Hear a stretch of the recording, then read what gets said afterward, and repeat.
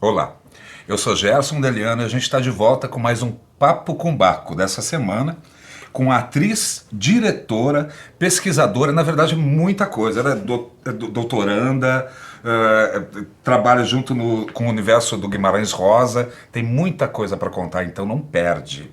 Daqui a pouco tem a vinheta, mas antes da vinheta, não esquece de curtir o canal, se inscrever e compartilhar a arte com seus amigos, que é uma coisa que você pode fazer como resistência, né? Não esquece, daqui a pouco tem vinheta, depois tem Andressa Medeiros.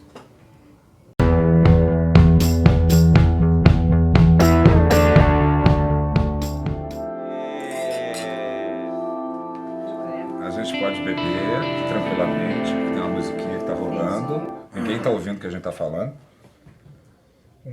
O Leandro vai te sacanear, ele vai pôr a sua voz assim. Ele vai fazer isso, pode ter certeza.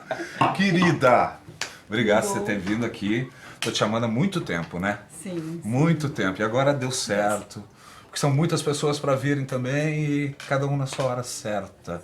Sim. Me diga uma coisa, o que me chama mais atenção, que eu queria que você viesse aqui, é porque eu fiquei muito comovido quando eu cheguei em Curitiba, cheguei eu acho que em 97, daí em 98 ou 99, não tenho ideia, teve uma peça chamada Killer Disney, que eu fui ver lá no Mini Auditório do Guaíra, com o Marcelo Munhoz, e com você que era uma menininha na época, arrasava. Uma atriz de uma potência absurda, como poucas vezes eu consegui ver na minha vida. Então eu tinha que trazer a Andressa aqui, tá? Pra dizer isso na sua cara, que você é maravilhosa. Obrigada. E o Gralha daquele ano é seu. Tá? Todos daquele ano são seu. Porque o trabalho era lindo. E você sabe disso, porque você se matava em cena, né? Você sofria fazendo aquilo.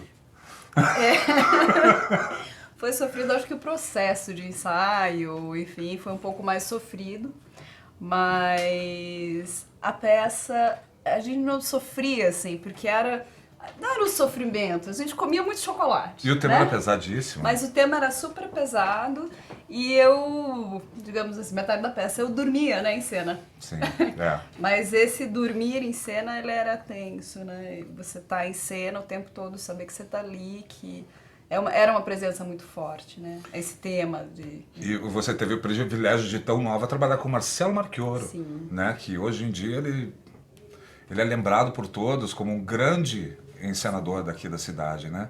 O Marcelo, que era, né, um super mega estudioso de Isso. muitas obras, tradutor, enfim. E a Sandra Zugman, Também. que... Era a parceria perfeita, Olha, né? 50% sempre era ali, ó, dividido entre os dois, porque o trabalho da Sandra abria, assim, muitas portas para a criação, sabe, corporal. E o Marcelo tinha esse trabalho muito intenso com o texto, com a pesquisa, com o background, né, o que a gente vai ler para entender essa peça, o que a gente pode ver. Então ele sempre tinha muitas referências, né, uma tradução sempre muito primorosa. E o Philip Ridley também, com um texto maravilhoso. Ele tem outros textos, literatura infanto-juvenil, fabulosos. É mesmo? É. É bom pesquisar então, hein, gente? Pesquisar. Philip Ridley. Pesquisem. E o que me impressionava é que ele tinha uma estética de fazer os atores falarem muito rápido às vezes. Teve isso também ali, né? Sim. Que aquilo era absurdo de difícil, né? Mas dava um sofrimento em quem estava vendo, né? Uma angústia, uma coisa assim, né? Era angustiante, né? Eram dois personagens angustiados, infantilizados, comendo muito chocolate, o irmão que droga a irmã, e de repente chega aquele ser num universo paralelo que faz um espetáculo, aí o cara come barata. E o espetáculo não tinha uma música, né? Tinha uma música no final. E eu acho que a tensão do espetáculo ela estava num lugar também de muita novidade, assim, tanto a estética do texto, né, o estilo textual, mas que a gente teve uns 3 casos de pessoas que passaram muito mal depois do espetáculo. Pessoas que entraram em crise no hotel. Surto mesmo. Gente que saía pra vomitar porque a gente dava um chocolatinho no começo do espetáculo, né? E aquele chocolate que a gente... Então tinha esse lugar, assim, muito interessante, assim, dessa drogadição, que é um outro tipo, um tipo de depressão fantasiada com o universo bonitinho, e na verdade você não sabe muito bem o que aconteceu com aqueles dois, assim. É isso que é legal, né? E você imagina muita coisa, né? E você faz a peça na tua cabeça, né? E depois disso você teve você entrou na vida acadêmica, não é? Posso dizer assim? E Sim. mergulhou mesmo, a fundo. Eu entrei na faculdade de letras logo em seguida. Fiz alguns trabalhos muito esparsos depois disso. E eu comecei a dar aula também, comecei a dar aula de teatro, dirigir, escrever com os alunos também, propor esse trabalho um pouco mais forte com o texto. E daí eu tive um filho, Você teve um filho. porque nós somos mães e temos que valorizar esse momento da nossa vida. Foi com quantos anos que você teve teu filho? Eu tive meu filho com 28, então eu não era tão novinha quando eu fiz o Killer, eu tinha 24, 23, Mas não 24. parecia, gente. Parecia que você tinha 17. É verdade. E, enfim, e ele foi o pai do meu filho foi fazer o doutorado dele na Inglaterra e nós fomos juntos, eu com um bebê de 4 meses. Mal falava inglês, a criatura, e vai lá, vai no médico, faz tudo. Então foi uma experiência muito bacana, assim. Então nesse período lá eu fiquei também mais trabalhando, fiz alguns cursos na universidade lá e tal, mas afastada também do teatro. E daí quando eu volto mais da aula de inglês, então eu tenho um afastamento, assim, mas todos os meus trabalhos, de certa maneira, nas outras áreas envolvem teatro, envolvem a oralidade, esse trabalho performático com o texto, né?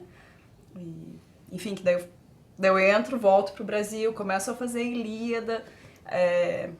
Atualmente eu faço em alguns eventos acadêmicos um texto do Guimarães Rosa. Você está na companhia Ilíada Homero, Sim. que é do Otávio Camargo, né? Que tem grandes atores, os maiores atores daqui estão lá, né?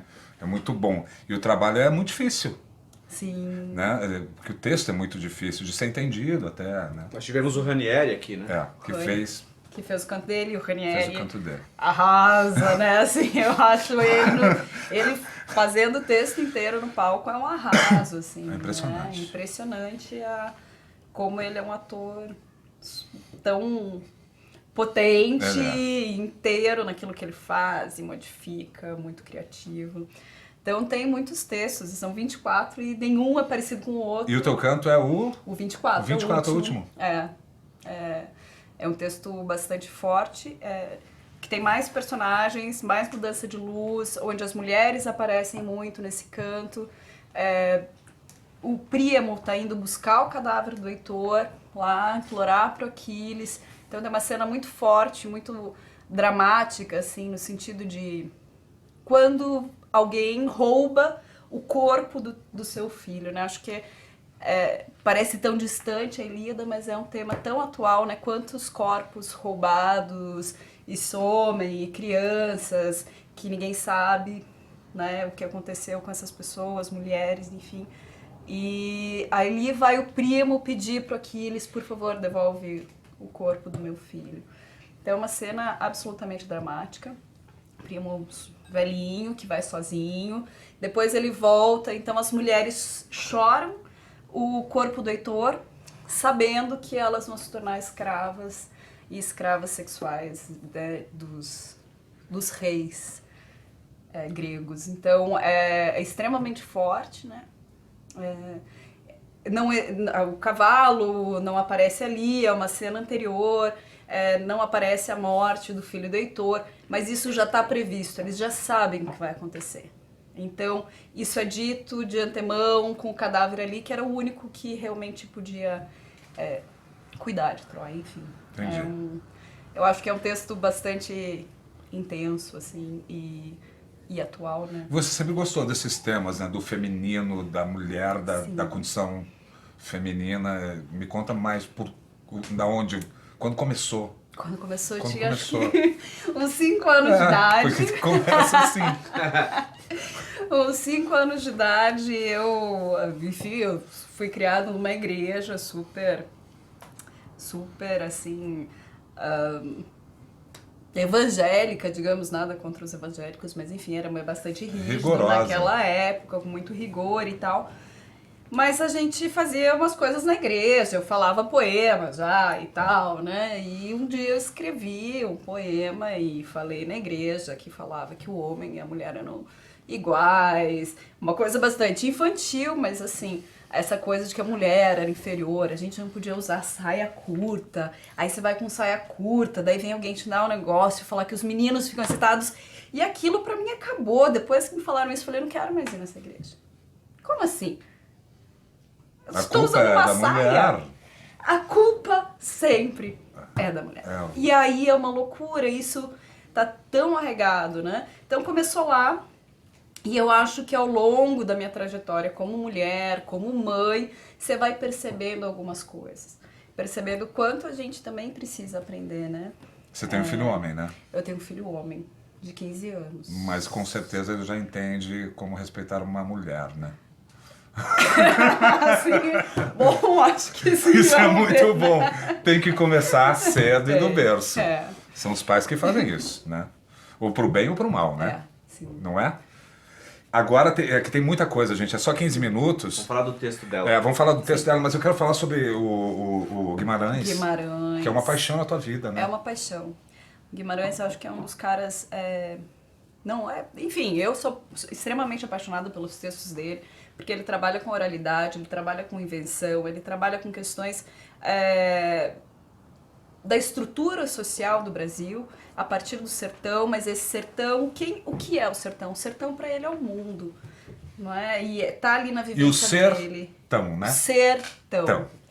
Né? E a vivência dele como cônsul adjunto em Hamburgo durante a Segunda Guerra Mundial, com uma presença muito importante da Aracy Moebius, que foi a segunda mulher dele, né? Que libertaram vários judeus assim no auge da guerra.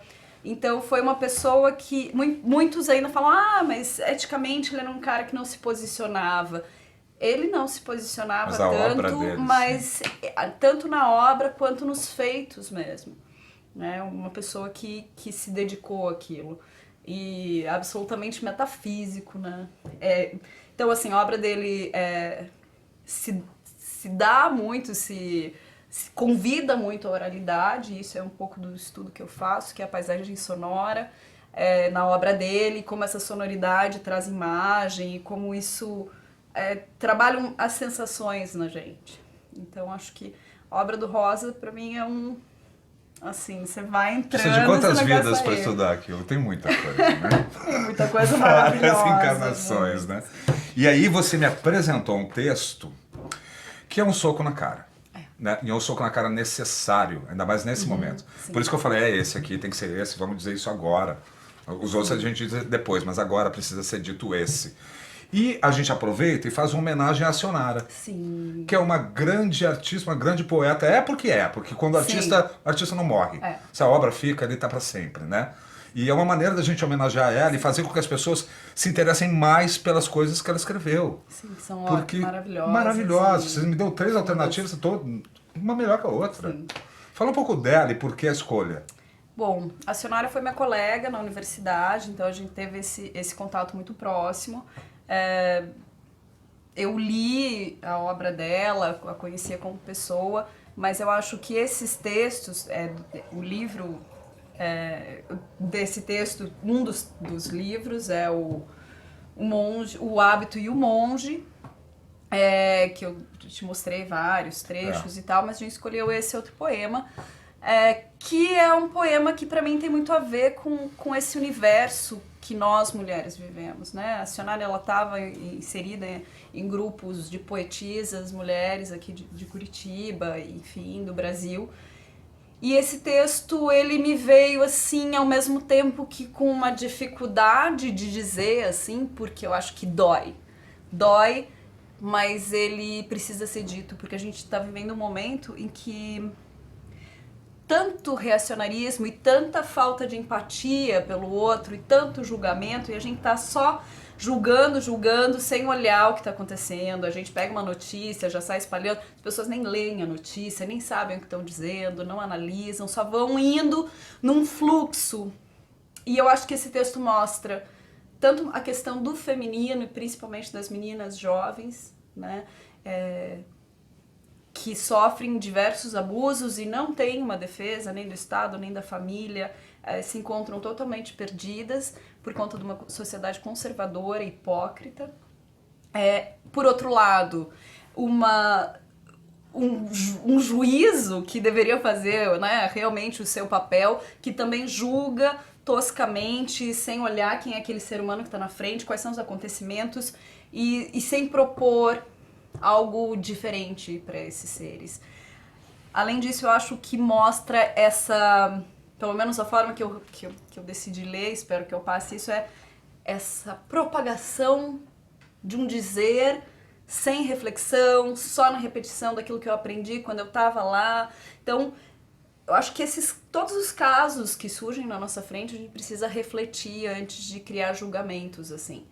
E olhar o que está acontecendo mesmo, tentar dar uma pausa para pensar e dizer, olha, existe um ser humano aqui, ou dois. Esse ser humano cometeu um crime, cometeu um erro e precisa, sim, sei lá, né? A gente está nessa sociedade que é a partir desse lugar da punição, do encarceramento. É o que a gente consegue ainda fazer. Mas olhar a vítima, apoiar, né? Esses núcleos de apoio são importantes, apoiar suas amigas, suas colegas, chamar a atenção dos seus pares masculinos, e insistir, porque eu vejo assim várias amigas com dores muito profundas, assim, de coisas que na época elas não sabiam, né? Porque a gente está numa faixa etária em que certas coisas não eram ditas.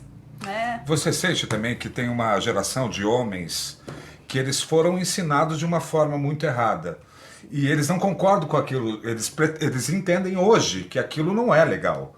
Sim. Mas ao mesmo tempo eles cometem o tempo inteiro coisas que não deveriam cometer, mas sabem que está errado. Então tem uma educação, né, para chegar, porque a gente nunca pensou sobre isso, nunca se discutiu sobre isso. E agora a gente sabe que faz e está entendendo para não fazer. Exatamente. Né? Eu acho que isso é um momento bom também, né? Algumas coisas estão acontecendo de boas. Sim. Eu quero te dar um presente, que a gente está quase no final. Manuel Carlos, cara, a editora Kafka patrocina a gente aqui. A gente tem esses livrinhos, preciosidades maravilhosos para presentear. 1 milhão de velas apagadas. É maravilhoso esse livro. Maravilha, muito obrigada. Tá, quero te agradecer a presença aqui. E tem algum recado, alguma peça? Está em cartaz? Ilíada. A Ilíada, mas não está em cartaz agora. Mas volta às vezes, volta, né? Esse programa é para sempre, ele fica no ar, né? Bom, a gente tá com um projeto novo aí, vamos ver se vai dar certo, que é também outro desses clássicos mundiais. Vamos lá, vamos aguardar. Tá, eu vou agradecer agora os patrocinadores do programa, que 430 é o espaço que a gente grava o programa aqui. É um espaço para você alugar salas, para você fazer o seu workshop, para fazer as suas aulas. Espaço muito agradável, né? Uma casa legal, cheia de ambientes. Daí também tem o Leandro, lá de Porto Alegre, que é a Estrada de Comunicação, que faz a montagem do programa, né? A gente grava aqui, manda pro Leandro, ele deixa aquilo bonitinho que nem vocês veem. Agora, terça-feira, tem o Monodrama com a Andressa, que a gente vai gravar daqui a pouco. E fala do nome do texto, eu não lembro, desculpa. Uma Garota de Sorte. Tá? Dorme com essa. Terça-feira eu te encontro. Vamos brindar. Aê! Aê, viva a vida!